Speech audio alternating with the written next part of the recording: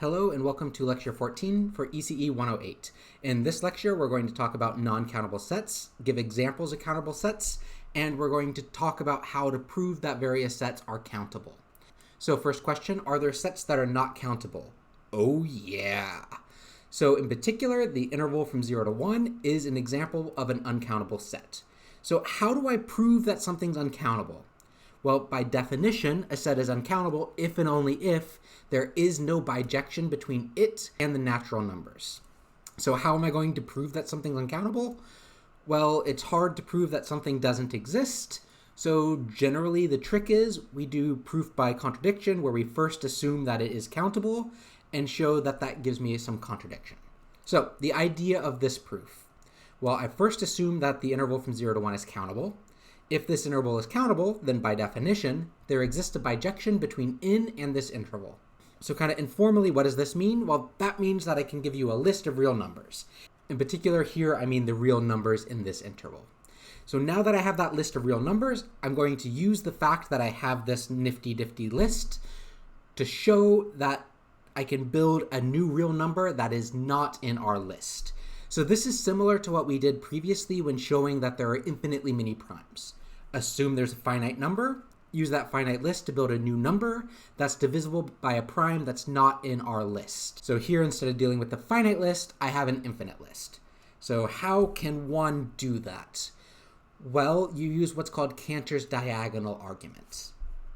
So here I'm going to present Cantor's diagonal argument in base 2. So to see why this is true, let's consider real numbers in base 2. And what am I going to do? I'm going to list, quote, all of the real numbers in between 0 and 1.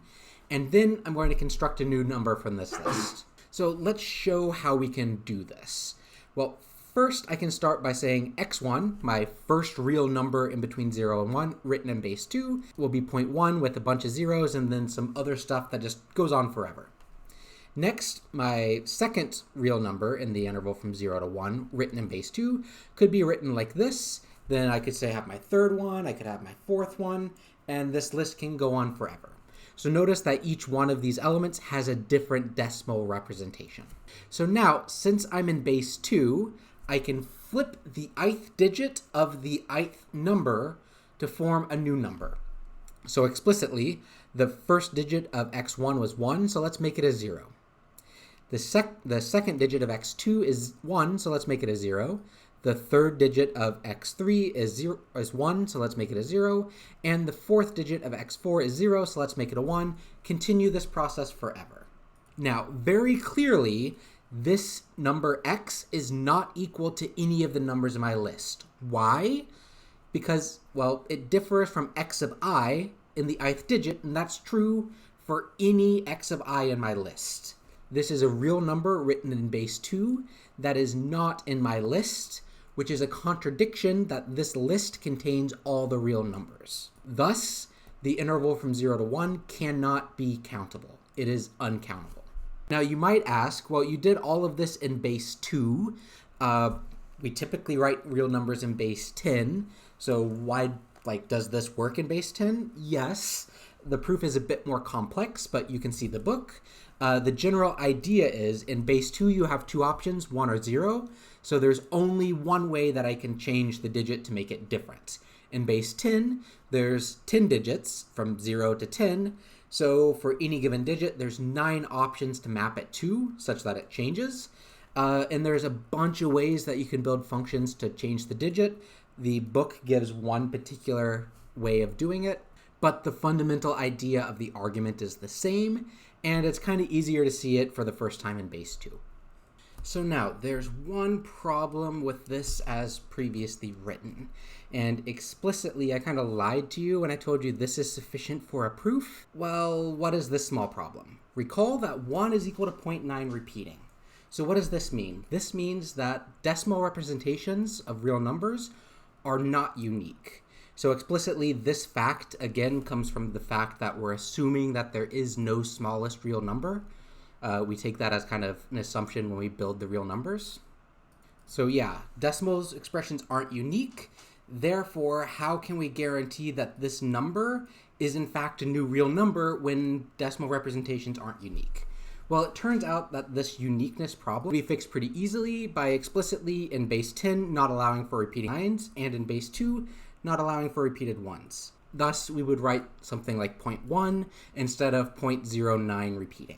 So with this rule in place that we don't allow for repeated 9s or repeated 1s, the proof that I did on the previous slide does in fact show that the interval of real numbers between 0 and 1 is not countable. So now notice that since this interval is not countable, then so are all of its supersets. So explicitly, R and C are uncountable sets. So what does this really mean? Well, this means that there's more than one infinity. So now, since there's multiple infinities, let's define cardinal numbers. So we give the cardinality of the countable set a symbol. So namely, we say that the cardinality of n is the symbol aleph null or aleph naught. So let's do some fun facts. Fun facts, we've just shown that there are at least two different infinities. There's the cardinality aleph naught, and there's the cardinality of the real numbers, whatever that is. We can actually go one step further, and we can state that there are in fact infinitely many infinities. So this leads naturally to a theorem called Cantor's theorem.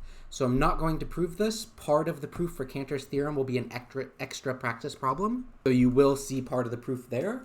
But what is Cantor's theorem?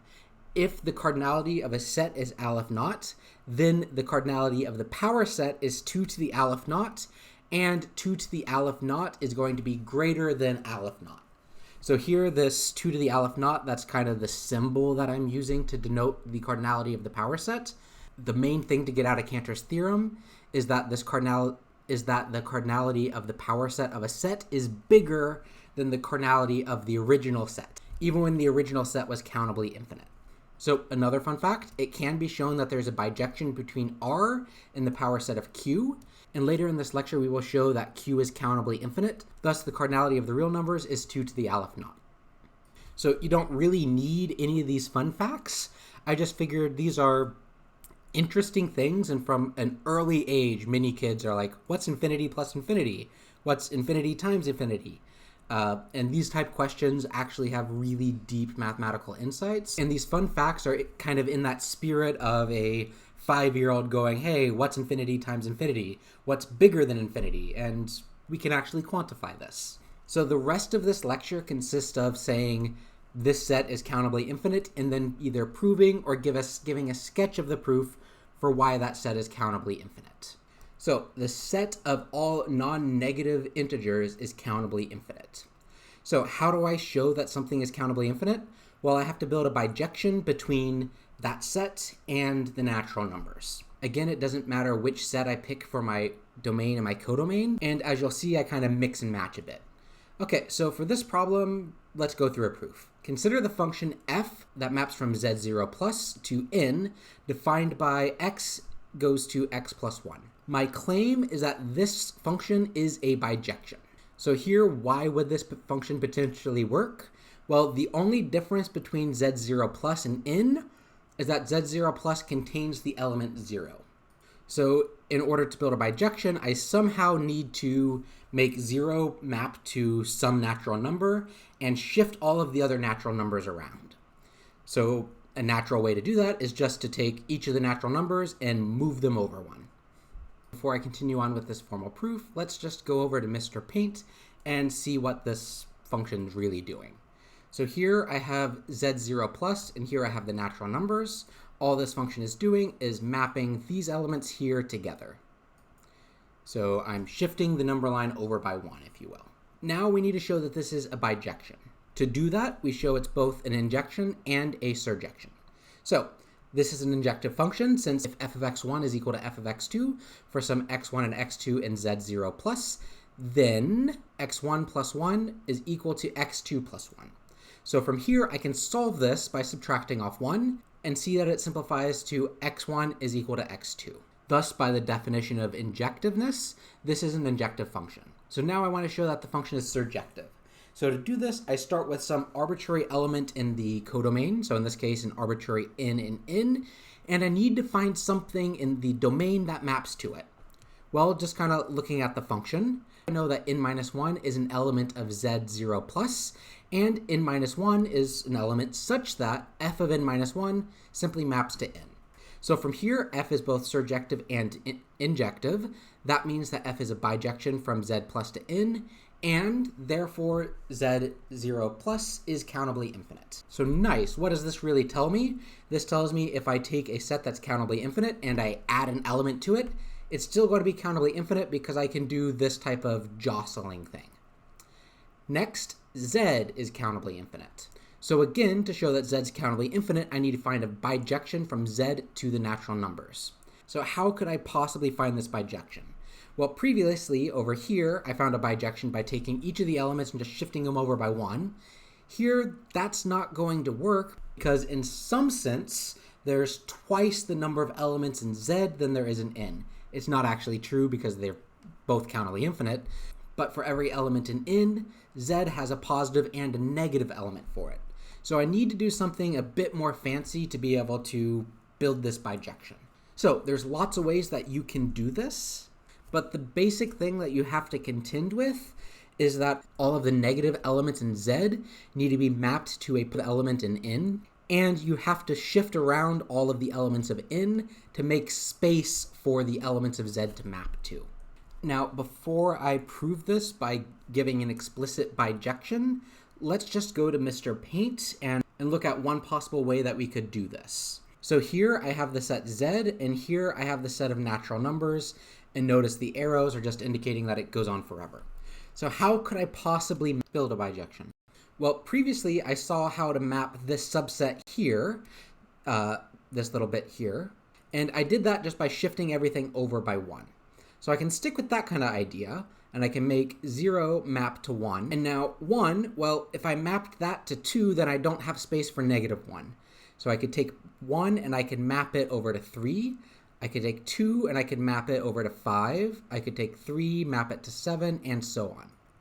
So now with this choice of mapping, all of these elements in green are free because they don't have anything mapping to it.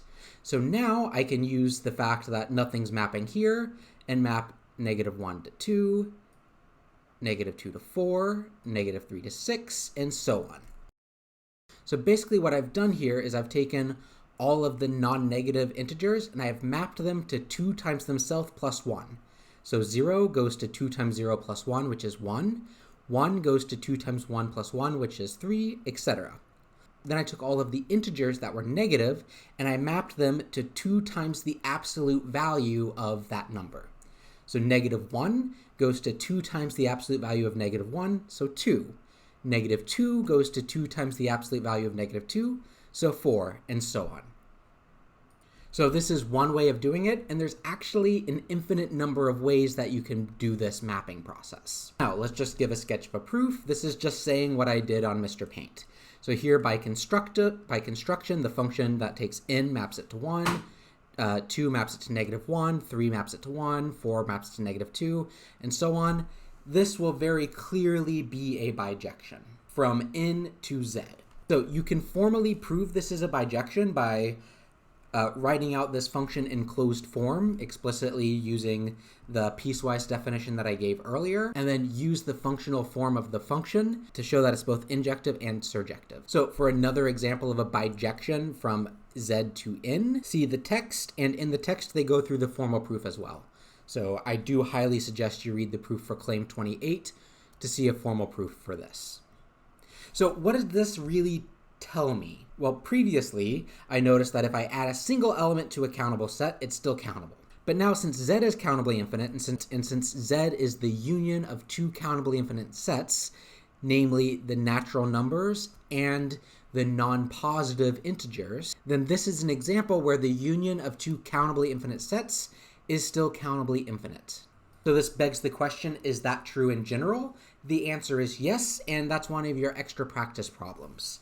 So attempt to prove it, and then look at the solution after you've came up with your solution. Okay, so I can take a countably infinite set, I can add one thing, and it's still countably infinite, and I can add countably infinitely many things, and it's still countably infinite. Now let's look at another example. N cross n is countably infinite. So again, to prove that n cross n is countably infinite, I need to explicitly show that there's a bijection between n cross n and n.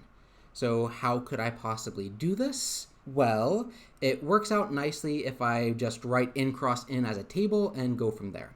So for a sketch of a proof, I can first note that I can systematically write n cross n as a table.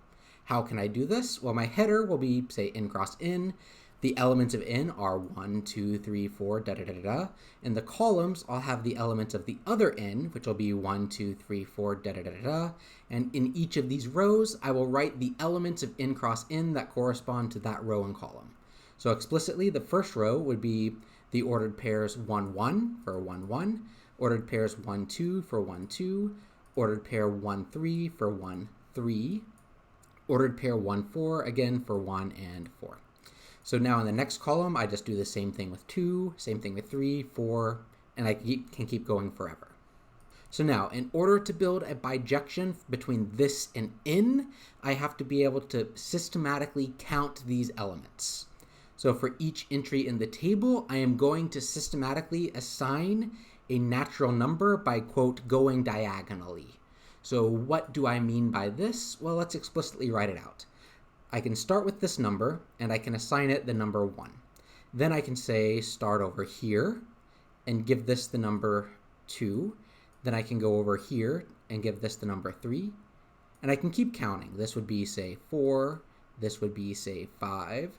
This would be 6, 7, 8, 9, 10. And you can see that I can just keep doing that forever. 11, 12, 13, 14. That's going to be a well-defined operation.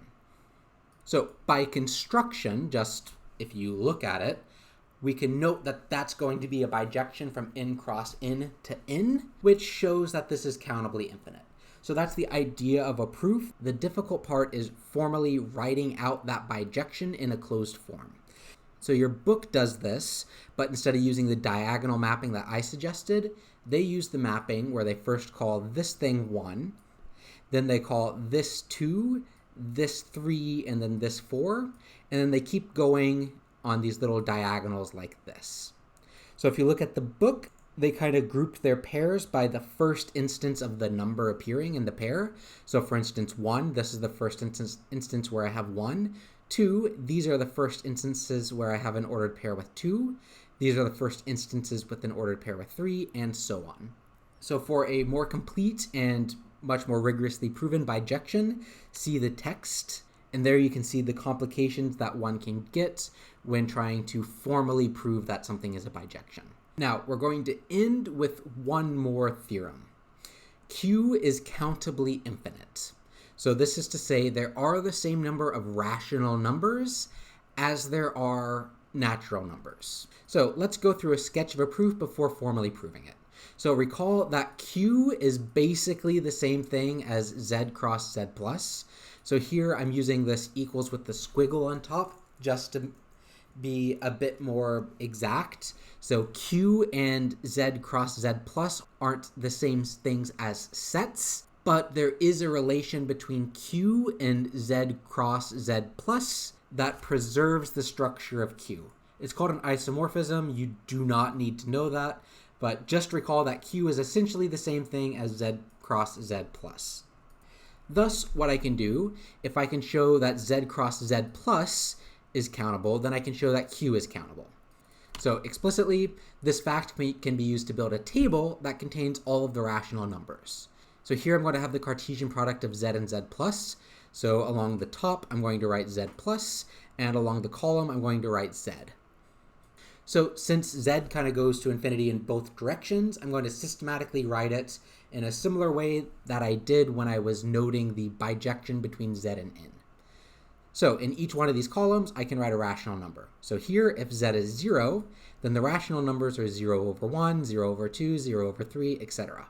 Notice that these are all the same elements, so that's going to kind of pose a problem in a little bit, but it's not insurmountable. So the next column, I'll have a 1 for Z, so 1 over 1, 1 over 2, 1 over 3, 1 over 4, all the Egyptian fractions. Then I'm going to have negative 1, so all the negative Egyptian fractions. Then I'm going to have a 2, so 2 over 1, 2 over 2, 2 over 3, etc. Negative 2, I can just continue this process forever.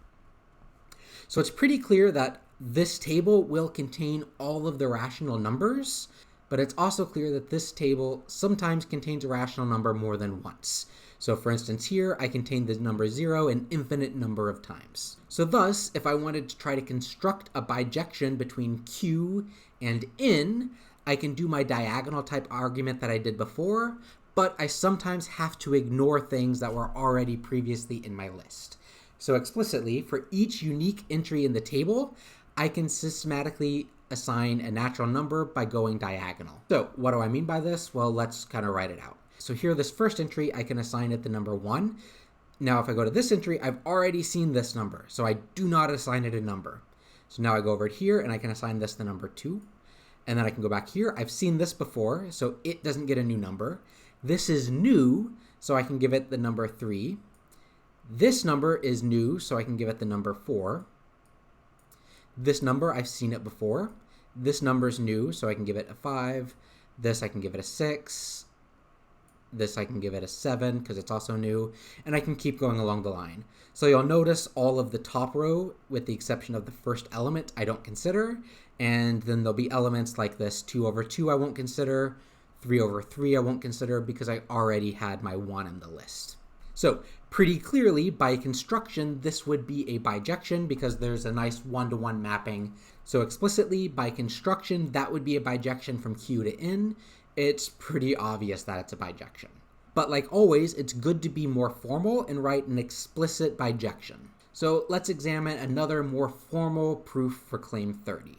So the problem with that bijection that I wrote before is writing that in a functional form will be very difficult because in order to determine whether or not I give a new number, say this 2 over 2, a natural number, or just exclude it because it was already previously seen, I have to examine my previous list of rational numbers to see if that number was in that list. That makes it kind of a complex, ugly process. So in my formal proof, I'm going to do something a bit more abstract to avoid having to formally write out that bijection. So how am I going to do this? So recall that q is, quote, equals to z cross z plus. So explicitly, for every element in q, I can write it in this form, and for everything in here, I could write it as a fraction. So now instead of working with q, I'm going to work with this set here to build a bijection from this set to n.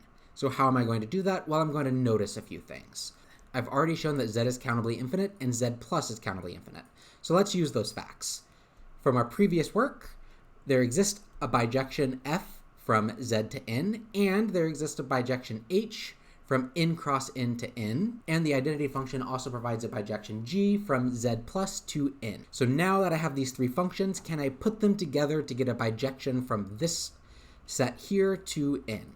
The answer is yes. So how do I do that? I construct a new function q that takes an element of z cross z plus and maps it to n. And how am I going to do this? Well, q is going to take an element of z cross z plus of the form m comma n. And what's it going to do to it? Well, it's going to take h of this ordered pair here. So is h of this ordered pair defined? Well, it's only going to be defined if this ordered pair is an element of n cross n. So is this ordered pair an element of n cross n? Well, let's see. Now, since m is in z, and since f takes an element of z and maps it to n, this element here, the first element of this ordered pair, is in fact an element of n. Further, since g takes an element in z plus and maps it to n, and since n over here is an element of z plus, this will be an element of n. So this h of the ordered pair of f of m comma g of n is in fact a function. Further, since f is a bijection, g is a bijection, and h is a bijection, this is a bijection since it is the composition of bijections. It's kind of a non-trivial composition, so you could say a bit more as to why this works. But it's pretty clear that this will be a bijection. So now this implies that the cardinality of q will be the same thing as aleph naught. So q is now countable from this proof. So one more comment about this proof. If you wanted to be a bit more formal, you could build a bijection from q to z cross z. That simply takes a fraction in simplest form and maps it to the ordered pair that is the numerator, comma, the denominator. So explicitly, if you wanted to be a bit more careful with this q is equal to z cross z plus, you could say I have a function, say r, and this function r will be from q to z cross z plus, defined by this mapping where I take some p over q in simplest form, and I simply map this to the ordered pair p comma q. So that's what I mean by this statement over here. So it's all really a question of how formal you want to go with things. Your text is pretty much just saying that q is defined to be this set, but we know that's not explicitly true, but there is this bijection relationship here. That's actually what you would call an isomorphism in abstract algebra, but again, that's beyond the scope of this course. Okay, so now we have some assigned reading. So read pages 47 through 51. So here I want you to focus on the proofs of the various claims and examining how the book formally shows that that function is a bijection. So there is kind of a bit of an art to formally writing out some of these bijections. And I will give you at least one homework problem where I want you to formally write out a bijection between two countably infinite sets and prove that it is a bijection. So do look at those. If you have questions, ask away. Some of them can get kind of long. In particular, I'm looking at the proof for claim 29. It's pretty long.